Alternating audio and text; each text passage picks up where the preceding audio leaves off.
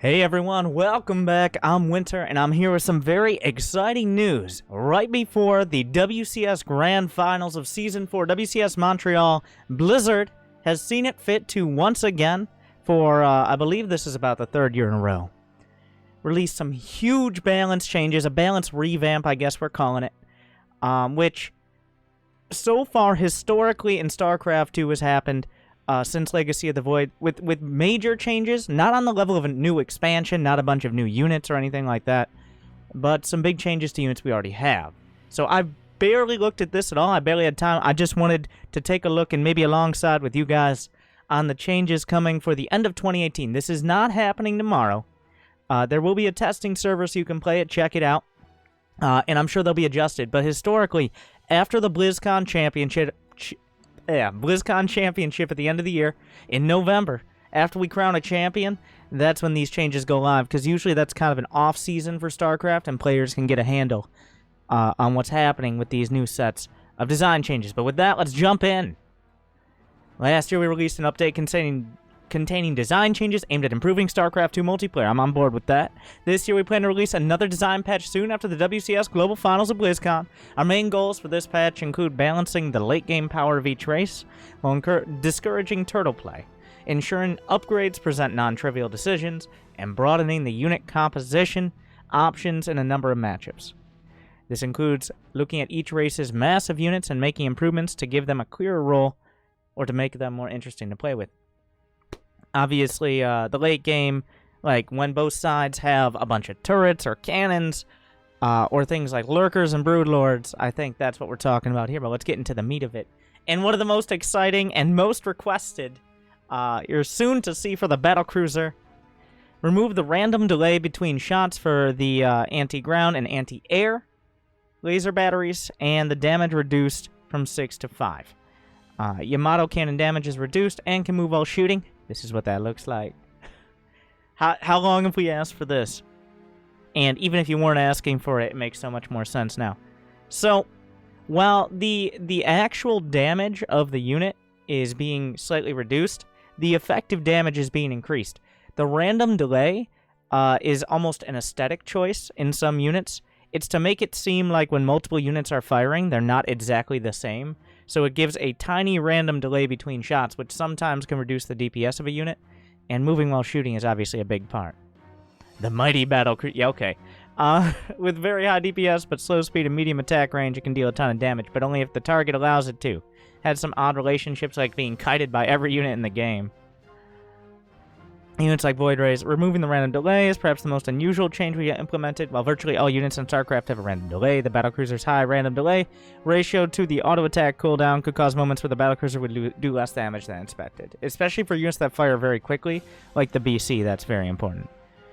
By removing it, we're increasing Battlecruiser DPS by roughly 20% and making its damage consistent.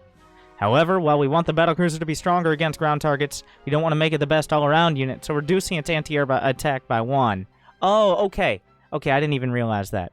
The anti-air laser battery is the only one being damage reduced. So the anti-ground attack will still be the same, just with that straight-up more DPS. Alright. Lowering Yamato cannon damage to 240 is actually a throwback to its Brood War damage value. This mainly affects Void Rays. It will now heavily damage rather than destroy them outright, while still being able to one-shot Corruptors or two-shot Carriers, for example. Moving on, shooting is experimental. While Battlecruisers are slow, being able to pursue targets. That's how it should feel. The Battlecruiser should be able to hunt you down, no matter where you are, and continue firing. I mean, how much money, how many minerals and gas were invested into the development of those Battlecruisers, and they couldn't move while shooting? Finally. So I'm excited. Battlecruisers see very little use right now in the current highest level metagame, even in longer games with more expensive units. Having more consistent DPS and effectiveness against ground could make it find a place. We'll have to see if more changes will have to be made. Now, of course, they depend on the other changes here as well. So, if there are changes that make Battlecruisers more of a attractive option outside of just the changes right now, obviously that's going to have to be factored in. There's a lot. This is all testing. Remember, none of this is going into the game tomorrow. There will be adjustments. There are always adjustments, so make sure to play them on the testing ladder. The Widow Mine. Drilling Claws upgrade now permanently cloaks the Widow Mine. While burrowed, a new visual effect will be applied to Widow Mines to indicate this. So essentially what the Widow Mine was before, but only after you get the Drilling Claws upgrade, which requires an armory. So you'll still have Widow Mines after they fire be uncloaked, so in the early game, especially when you're very vulnerable to a Widow Mine hitting your workers mostly. But in the later game, they will require more detection later on, even after they fire. And that's, well, this should allow Terran to utilize Widow Mines late game more effectively in TVZ against Ling Bane. Because when they can only fire once, even defensively for the most part, they really just didn't see much use, and it felt very weak against Ling Bane, is the assumption here, and I can agree with that. Cyclone, base armor reduced from 1 to 0. Currently in TVT, Cyclones can trade effectively against most other early game options. Very true. Removing 1 armor makes Reapers and Marines much stronger against Cyclones. Remember, Reapers fire twice, so that means armor is applied twice. While not affecting Cyclone strength against units like Marauders and tanks, which already do so much damage, the armor doesn't really matter. Should make them less effective to mass early on, but they'll still have value if mixed in with other units. Cyclone effectiveness versus Zerglings and Queens will also move in the Zerg player's favor. That's the danger of balancing for mirror matchups. Most players will tell you, like, even if Terran versus Terran is in kind of a silly place where both players end up making a bunch of Cyclones, which isn't that common, but it definitely happens. I don't think many Terran players would trade that out for a nerf to the Cyclone if that's going to affect TVZ. So we'll have to see how that shakes out. Now, the Thor has some pretty big changes. 250mm Punisher cannons weapon speed changed from 3 to 2.5, and their damage changed from 35 plus 15 armored to 40 plus 15 massive. Javelin missile area effect radius reduced from 0.6 to 0.5, and base armor reduced from 2 to 1. Okay, so let me there's a bunch to unpack there. We'll take a look at what it looks like first. So the Punisher cannons, the anti-air cannons, those are the high impact mode. It only affects air units. The only difference in Thor modes is explosive payload with javelin missile launchers, which do splash damage to light, very good against like Mutas and Phoenixes. And then the Punisher cannons, which are high impact mode. They do single target damage on a longer attack cooldown. And what we're adjusting here is, instead of doing single target damage, a little bit more to armored, doing significantly more DPS to massive, like Tempest. Our goal for the Thor is to push away from its role being strong all around into a giant that slays other giants. What a turn of phrase. In turn, it should be weak when swarmed by smaller units. Changing its armor allows units with fast attack speed but low damage like Marines and Zerglings to have an easier time. The reduction in anti-air radius is to address feedback that heavily contributed to making Mutas weak in mid to late game. That's very true. The Thor splash damage, there's a lot of options for anti-Muta, and just having Thors as another kind of shoe-in as an option. Since we want to promote more Muta play, I'm on board with this. You might hate Mutas, that's okay. But Mutas are one of those iconic units that I think makes for very entertaining games, even if they can be frustrating, especially when you're on the receiving end. Increasing its attack rate against massive targets, well, not against massive, but with its high impact mode, makes it very dangerous to units like Tempest and Carriers. Ever been annoyed by those before? Broodlords as well. And this should make the Thor a strong option when fighting massive air and reduce overlap with Vikings when it comes to fighting armored air in general. So, even while the stats can be tweaked and all that, you see the idea is, this is the unit that serves this purpose. It's not like, oh, why didn't you just build Vikings instead? That's kind of what we're getting at. We'll see how it shakes out. It's still kind of a clunky unit to use for anti-air, but it's being designed, well, in their words, a giant that slays other giants. So we'll see how that pans out. The Medevac. High-capacity fuel tanks no longer increases the duration of Ignite Afterburners. High-capacity fuel tanks was an upgrade on the tech lab of a starport. And something to point out, a lot of the time you don't even have a tech lab when building medevacs because they don't require one. You'd rather have a reactor to be able to build more at once. So this gives some benefit. The reason why most people didn't get it is, one, you needed a tech lab, and having a higher duration on Ignite Afterburners wasn't that big a deal because the boost gets you away in the first few seconds. And so that's not really something you're rushing out. But instead, it seems like it will reduce the cooldown from 14 to 9 seconds, making it very easy to get in and get out with medevacs and be able to boost away from especially ground defenses. We'll have to see. Medevac heal will now work on units under the effect of a Phoenix Graviton beam. Now that's an interesting one to kind of throw in. Apparently there's some feedback like Protoss versus Terran. Okay, sure. Historically, when a unit has been lifted by Phoenixes, they have not been able to be healed or reshielded by a shield battery or repaired. Maybe repaired, probably repaired. But that doesn't factor in here. So, we'll have to see. The medevac change to medevac heal makes it consistent with our change to shield. Oh. So, yeah, there's more to come. Spoilers. Interesting choice on those medevacs, though. An upgrade that almost never saw use now, maybe. Hyperflight rotors. Another one of those upgrades on the Starport Tech Lab. Speedy Banshees are very threatening. This upgrade is quite rare. It was just so expensive, and it takes a long time. It takes over 2 minutes to finish. It's about the same research time as Stim, if not the exact same, which means early Banshees are never going to use it.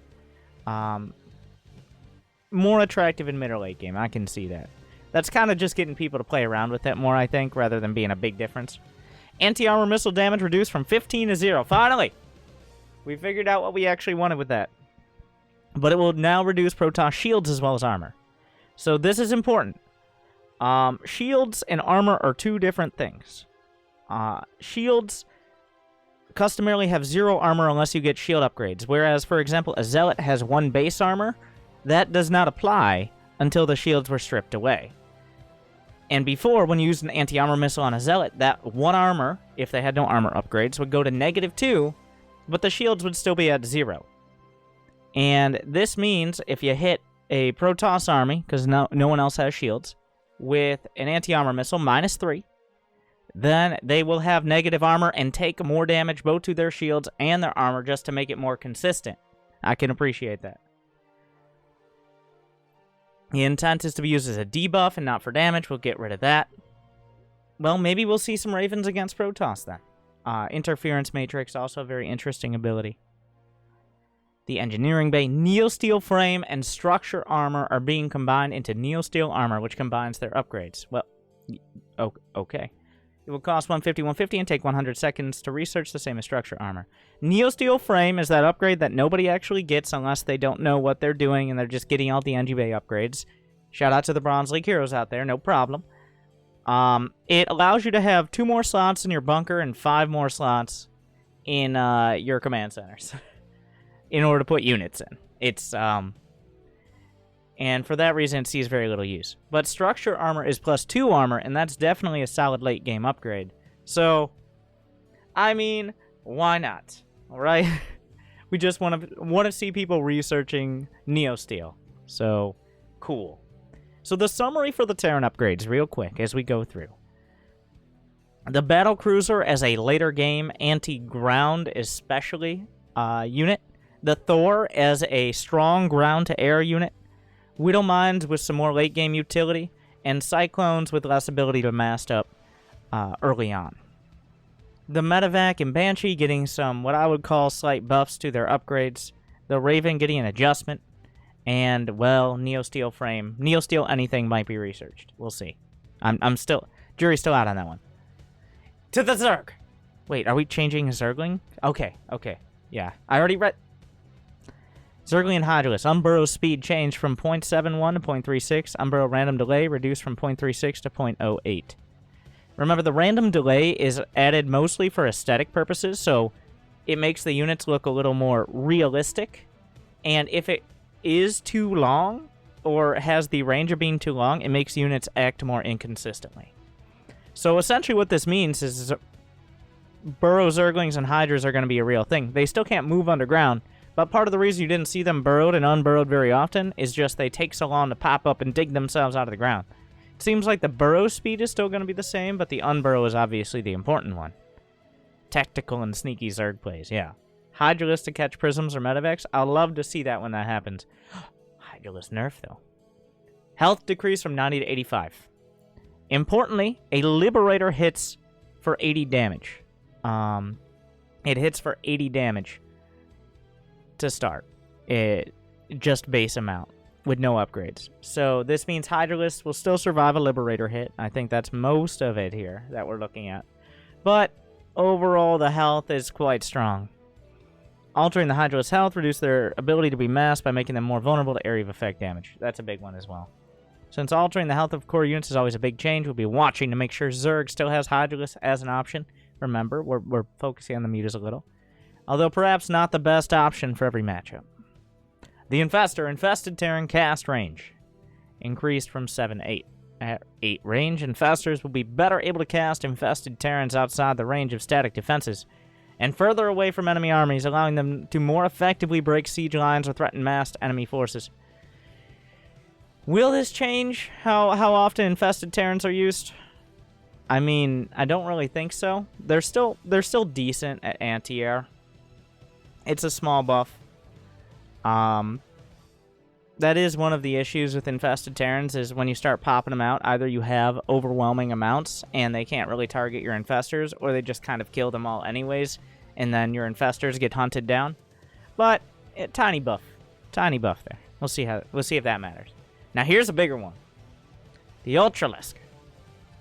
New upgrade added, Anabolic Synthesis. You might know this from Brood War. Cost 150, research time 79 seconds. So around a similar research time to Zergling speed. Obviously will require a hive because an Ultralisk Cavern does. I assume it's on the Ultra Cavern. So that means you can't get the armor upgrade and the speed upgrade at the same time unless you get 2 Ultra Caverns. Off-creep speed increased by 10%. On-creep speed is unaffected. So we'll get it in a sec, but much stronger and more responsive option off of creep without support due to their previous speed off creep. They were sometimes a questionable choice against Terran Bio. I'll agree with that. High-level players being able to defeat them with Marauders. Better engage, things like High Templars. We almost never see Ultras in late game Zerg versus Protoss, except by people who want to have an excuse for leaving the game more early. But you do see them moving faster to actually get some attacks off there. Is the intent. So we'll have to see a buff for the Ultras, especially in the later game, where you have those sort of upgrades, but you don't, because Broodlords can't always be the choice, especially depending on the map. Broodlords are very slow and clunky. They don't get around very easy, so giving more options to get around easy, well, this next change is going to be even more dramatic in that sense. The Nydus Network and the Nydus Worm. The Nydus Network cost increased from 150, 200 to 200, 250, an increase of 50 minerals and 50 gas, but the cost of the worm itself. So you build the Nydus Network at home. That's where everything spreads out from. That's your home base. And then the Nydus Worm is what you build on the other side of the map. And the Nydus Worm is emerging. It will no longer be invincible. Instead, it has 6 armor. So before, you couldn't even try to kill it till it came out. But then it had very little HP. There were still options, like you pop Queens out and transfuse it super quick, but let's take a look.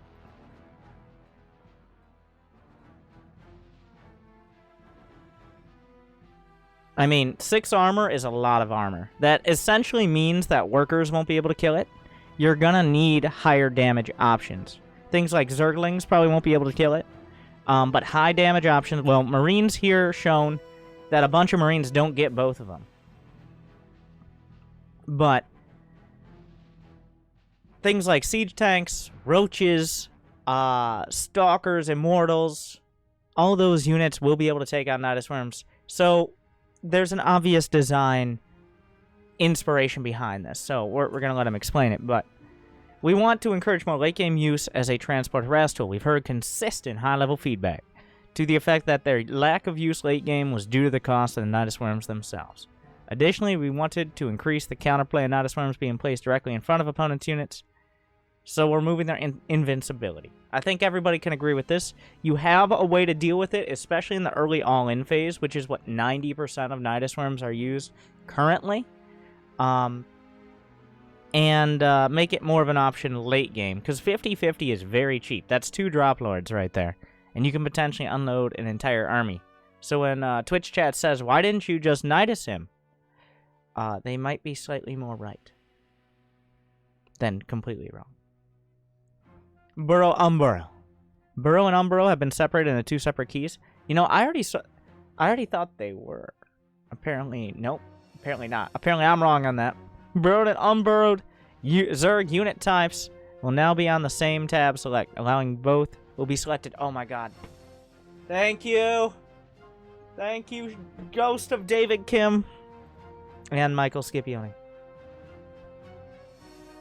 So before, like, say you have some infestors unburrowed after casting a fungal, and some are still burrowed, you try to select them all, and it becomes very annoying to select the hotkeys individually. It's hard to tell which one you're burrowed or unburrowed at a glance. So that's very convenient. That's a quality of life change that I actually think is almost bigger than the first change. So this is a more experimental change. Gotten requests to separate burrow and unburrow for give greater control. Similar to tanks and liberators. I'm on board. I really like stuff like that. I think there are so many things you can do with StarCraft 2 balance and the way units control and the way units feel in the game, how frustrating they are to use effectively. That has nothing to do with how much damage or health points or what spells they use or stuff like that. There are just so many ways, like that random attack delay we've been talking about. Now you might start noticing what that looks like. There's some short videos on YouTube that you can see it as well. But I'm completely on board with stuff like that. All right, finally, the firstborn, but the last here. Protoss. The Nexus. Mass recall renamed to strategic recall. Okay. Mothership strategic recall renamed. Okay. There's a bit to unpack here. We'll explain it. Nexus strategic recall cooldown reduced from 130 to 85 seconds, and the radius reduced from 6.5 to 2.5. Want mass recall to be more useful for players to be able to attack early on? Wait, you mean strategic recall? In this case, they mean strategic recall. It's confusing phrasing because we're changing the name of everything. But what this means is you're going to be able to recall more often. AKA if you have like 5 or 6 adepts or a couple oracles or a warp prism, you can recall that. The 2.5 radius is enough to pick out a few immortals or a lot of an air army. But since it's so small, I think the idea here that might be adjusted is you cannot take a whole later game army back. You cannot take back 10 immortals and 10 archons. They literally just need to go on a diet or they can't fit. So, but the mothership's strategic recall, which I guess they just had another name for it, is now mass recall. The mothership, for those who've never made one, has an ability to recall to the mothership from anywhere on the map. It's like a reverse Nexus recall. So you can recall your army to wherever the mothership is, maybe on the other side of the map. And that will still have the big radius and probably the same cooldown. But the Nexus will have a more early mid-game oriented recall for saving important early harass units, as opposed to being a longer cooldown, but saving entire armies. So, I think that's definitely a better middle-of-the-road option, because it's much more of a focus on, instead of, oh, I can attack your base and get out for free, what units do I want to commit where? Having more options, but also being able to get punished if you put too many units out on the map. The Sentry hallucination energy cost reduced from 100 to 75. Guardian shield radius increased from 4 to 4.5. Protoss players often rely on Stargate or Adepts to scout. Hallucination was more heavily used in the past before Adepts. Due to the opening phase of the game being faster and the window to build up energy of a Sentry being much lower, therefore decreasing energy costs. Yeah. Okay, let's play with it. Hallucination's a fun ability that sees very little use outside of like hallucinating a Phoenix and sending it into their base. Increasing the radius of Guardian Shield and damage supporting more modern playstyles. Zealots are a more popular choice. Their charge often places them outside of Sentry's Guardian Shield. Okay. Guardian Shield is a huge deal. One Guardian Shield can change an entire fight. The Guardian Shield reduces the ranged attack damage taken by all units within the Guardian Shield by 2. For example, a Marine does 7 base damage and attack. So that means a Marine's damage is already from 7 to 5. That's a huge drop, especially in these earlier game fights or mid-game fights. Late game, of course, is important as well, but splash damage becomes a much bigger factor. So we'll have to see. All of this seems centered around and designed around Protoss being less death ball oriented and more mid-game attacks and potential multi-prong. We'll have to see. Feedback damage reduced from 1 point per energy drain to 0.5. The Ghost lost the ability to instantly kill a High Templar, but Templar remained very lethal to Ghosts. Okay. This change should move this relationship to focus more on energy denial / casting than outright lethal. Oh, okay, okay. So we're still going to be able to feedback as much, but it won't necessarily pop Infestors or Ghosts like it did, because feedback 1-to-1, Ghosts only have 100 HP. If they have over 100 energy, pop goes the Ghost. Against Zerg, this makes Vipers feel slightly less fragile, which allows Zerg a few more chances to try and pull apart Protoss' late-game army. I know a lot of Zerg players out there who would love to have a better chance of pulling apart a Protoss' late-game army. I'm sure we've all been there before. So, we'll see how that pans out. Robotics Facility. Cost reduced from 200-100 to 150-100. Ideally, this change will reduce the strain on Robo facility unit build time. Currently, their cost and position. In the Protoss tech tree makes it tricky to afford too early on, which is an issue since the 4 units it can produce are all very important to Protoss mid-game. I'm on board. Since Robos are sometimes using proxies, we'll be monitoring to see if it makes holding proxies improbable. Yeah, proxy. I feel like this is more of a proxy Robo change. I don't know. 50 minerals. I guess it's something in the in the early mid game, but it does kind of seem more proxy. We'll see. We'll see if that does anything. I don't know about that one. Like, it's not so much the cost of a Robo; it's just the time, really. So 50 minerals won't be a huge change, but we'll see. Now this one's pretty big. Added turret tracking to the Colossus. I think this I don't need to explain. We'll just watch it. If you notice there, the Colossus doesn't need a turn to attack, making it much easier to micro backwards. Up against those Marines. Much easier to stutter step, and giving it way more effective damage per second, especially against those light units it specializes against. So, the Colossus, already a super fragile unit, has less HP than 2 Stalkers, and is vulnerable to air. So, it only makes sense. Siege tanks and Immortals both have that kind of behavior. The Colossus is a big head. Why would you turn your head every time if you could just keep staring in the same direction? I do like that change. Oh, here we going. We're doing it again. We're going to change the Disruptor again, everybody. Oh, God. The Purification Nova changed back to a pre-4.0 state. So I want to say that's what it was before. Okay. There's a lot to unpack here. The Nova is changed. It deploys a ball of energy that will detonate after 2 seconds, dealing 155 and additional plus 55 shield damage, so only Protoss units, to all ground in its radius. Purification Nova no longer detonates on contact with enemy units, and now sends a threat signal to the opponent on detonation instead of during the launch phase. So there's a lot here.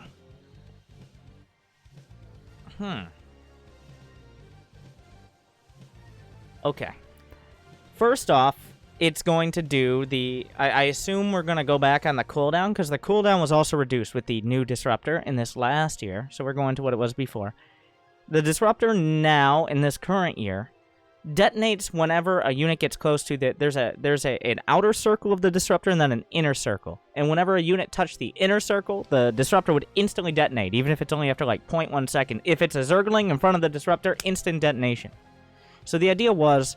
The Disruptor has a shorter cooldown, is more likely to actually do damage because it will instantly detonate and can't be dodged once a unit gets close enough, but at the same time, doesn't do as much because you can't fill the entire radius with a nice, juicy Terran army. So we're going back to the previous Disruptor that, after 2 seconds, the Purification Nova explodes and anything inside that circle is going to have a very bad day if they survive to see another one, which many units do not. 155 HP, let alone shields, kills a Roach, Stalker, Zealot, a Disruptor. These are all Marine Marauder. all those units. It's good at killing big chunks of units. Chipping away at armies. The new change was a new way to use Purification Nova, but the Disruptor. Now, this is what I want to look at. This is actually kind of big. Oh, Signal. Okay, I get it now. We're going to see it in a sec. New Disruptor was less effective at dealing damage to backline units such as Lurkers, as the ability would detonate on melee units, screening for them. In some ways, the Disruptor became harder to use, since the possibility of friendly fire was very high once combat with either Zealots or Zerglings was underway. For this reason, we are reverting to the old one. We also added one change. The "your units are under attack" signal will happen after the Purification Nova detonates on units, instead of when it's deployed. Before, the signal would cause units to immediately attack the Disruptor, which made it appear that your units were walking towards an undetonated Purification Nova and their own death. This change also brings Purification Nova more in line with other splash effects like Siege Tanks and Psionic Storm. I don't know about this one, because what this means is you're not going to get a notification until after the Disruptor hits. So a Disruptor walks up, throws its Purification Nova, and all your bios just sitting there. Once it dies, you'll be like, oh, yeah, you're under attack. Not great. So, but the Disruptor is not, it does so much damage so quickly. Even more than Psi Storm or Siege Tank. So I don't, like, it used to be your units seemed to be attracted and wanted to kill the Disruptor if it was close enough, and they'd walk towards it. I feel like there has to be a middle ground that includes being able to notify the player a Disruptor has fired, and not having your units seem magnetically attracted to dying horribly. I don't know about that one. We'll have to see how that plays out. I'm imagining a quite... We'll see if myself or M-Canning are able to get the sick Disruptor highlight videos first, because there's a lot of potential to do some very sneaky things with Disruptors there. Now, here's another big one. The Tempest is getting a whole, as they described it, a diet. The cost is reduced. The supply is reduced, but the hit points and shields also pretty significantly reduced. 300, 150 to 150, 25.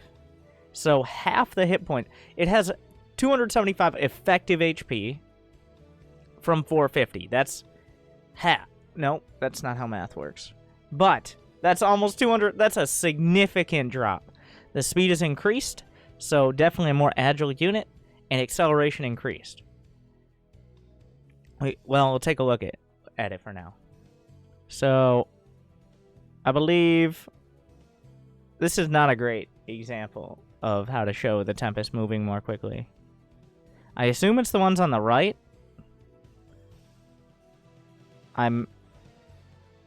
They didn't change the attack speed. Yeah, this is not a great way to show.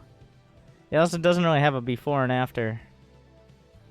Or is it the one on the left? The one on the left has lost more Tempest. Maybe that's it. I don't... Blizzard... I don't... Yeah, the previous Tempest had one of the highest health to cost ratios. By reducing its health, can emphasize the weakness. Overrunning it with smaller units and all that. Increasing speed without reducing damage or range will allow players to better position. Honestly, the Tempest right now, it felt like a unit that had its place, but it really did just feel like a shoe-in for a carrier.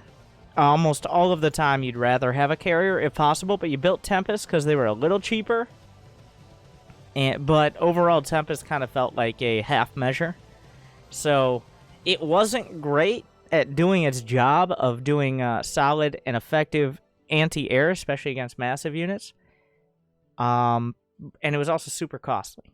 So I do support the change to make the Tempest more agile. Will they actually reduce the hitbox, or at least the size of it? Who knows? But we'll see.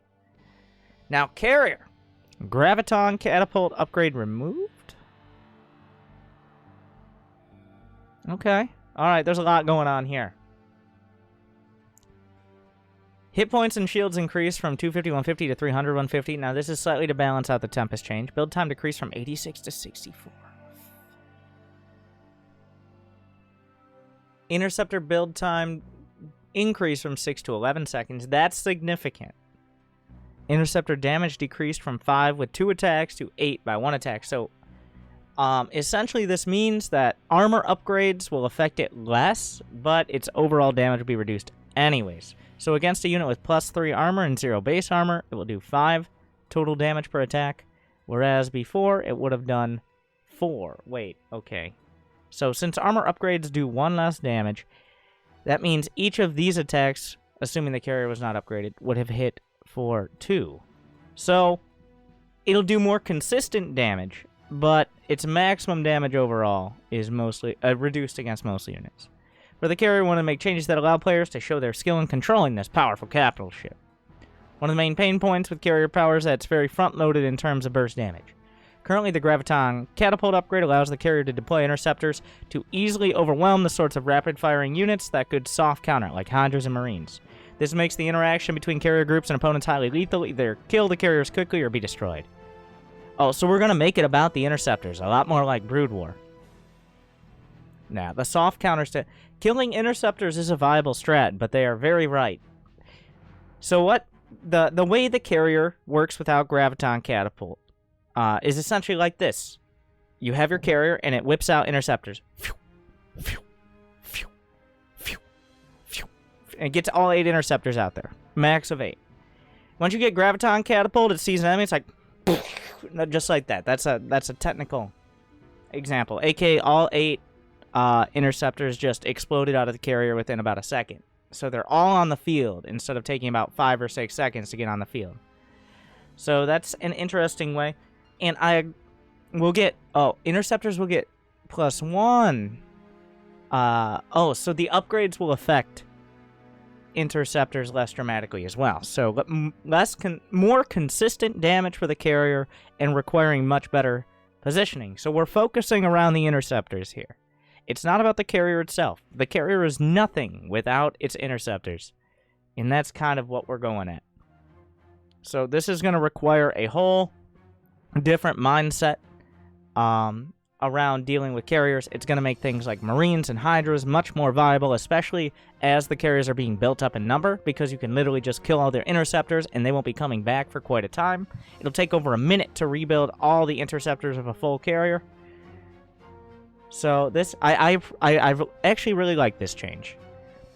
You can build the carrier faster, but interceptors build slower, and they're much easier to deal with, especially during the build-up phase. It's still going to be very difficult to kill a couple dozen, well, not a couple dozen, but 15 plus carriers, and that's a whole nother conversation. But by that point, you should have had some time. This buys you the time, essentially. Now the mothership, what are we doing here? Time warp now also reduces attack speed. Oh, that's pretty big. We're going to buff the mothership a little bit. Okay, cool. Works against static defense. Shield battery will now work on units under the effect of a Graviton theme. This will allow shield batteries to be more effective against low numbers of Phoenix arrays. Sorry, Roddy. As a result, Phoenix play will need more of a commitment if the opponents build shield batteries. Yep. I mean, I don't know how much that's going to matter, because it only takes 2 Phoenix hits. Like, once you have 3 Phoenixes, you can one-shot probes. But, I mean, against 2 Phoenixes, I don't know how much of a difference that change will make, but why not? Health and shields of an assimilator reduced from 450 to 450 to 300, which means base trades will have now just gotten more interesting. I never even realized. I guess that makes sense now that I think about it. Assimilators do have more HP. I never even thought about that. Once warp gate is complete, newly built gateways will automatically transform into warp gates on completion. Bronze League heroes, rejoice! This is one of those changes we saw a few of last year. Not so much for the pros. Because there is essentially no benefit to building out of the gate instead of a warp gate. The warp gate just overall warps in and has a shorter cooldown. You just get units faster out of warp gates. There's next to no purpose in leaving it as a gateway. Besides, you forgot. And general new countdown timer added at the start of matches played. Oh, in the testing matchmaker queue. Yay! Finally. How many? 8 years! 8 years to get like, oh, I don't know how long the load screen's gonna be. It's like when you're in a load screen with someone playing on their Game Boy Color, and you're in the load screen with someone playing on their Game Boy Color, and the load screen goes to like 80%, and you sit there for 30 seconds, you Alt-Tab to go put on My Hottest Mix, and then suddenly you're 4 seconds into the game and completely missed making your first worker. There will be a countdown now, apparently, so that's cool. This is our first pass of our changes for our post-BlizzCon update coming in November. And on Tuesday, September 11th of 2018 is when we should be adding these, starting on Tuesday, yes. So, let me summarize real quick. All of the changes, real quick at the end. I'll give you some of my personal thoughts. Remember, this is so much, there's so much up in the air here. This is not 100% all going to happen. But you can see the design changes.